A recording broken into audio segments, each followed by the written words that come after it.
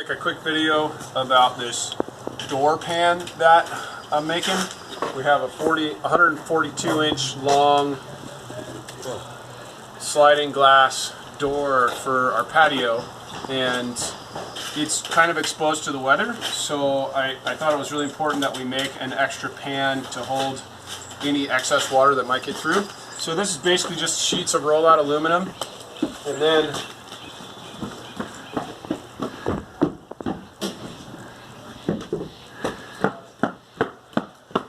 I have this little folder tool from a sheet metal shop. It's just got an inch piece that goes like this. And so I just went along the run and folded it up to 90 degrees.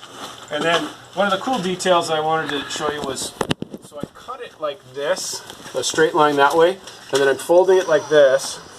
And then what I'm going to do is, sorry, I didn't mean to make you walk around. So I want to fold it up like this, and then this is going to go up the wall, and that'll make this seam a bit tighter, so there's not like an open gap right here. I'm going to glue this seam right here, and fold that up the wall. And then this part, we'll make another video when we get it in. This part I'm going to fold over the lip of the edge of the siding, and then just take a 2x4, push it on it, and hammer it down.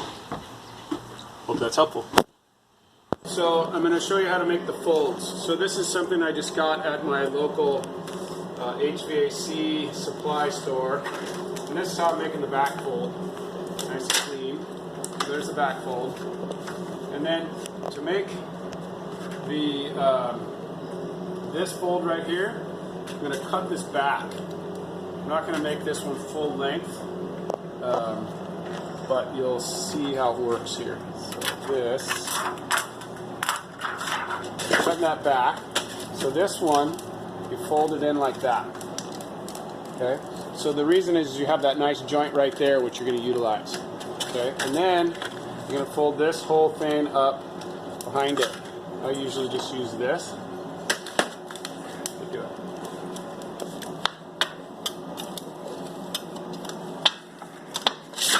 And then we would put a piece of bitchathane on there to glue this seam. And then this is the other sort of counterintuitive one. You don't cut here. Instead, you cut here. So I'm just going to make a mark there.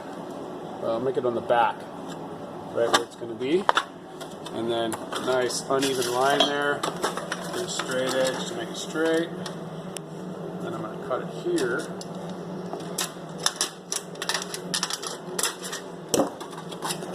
So then you have this seam, you put your layer of bitchathane on here, and then this folds down like that.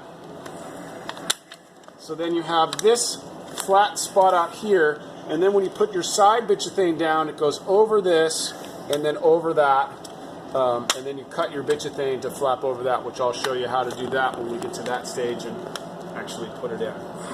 Okay, so there you go. That's how you cut and make the pan corner for a door pan out of aluminum, just using a little strip of bitchathane, and then you put your bitchathane over the top, and then you're going to make the bitchathane cut so that it overlaps and that you have no seams.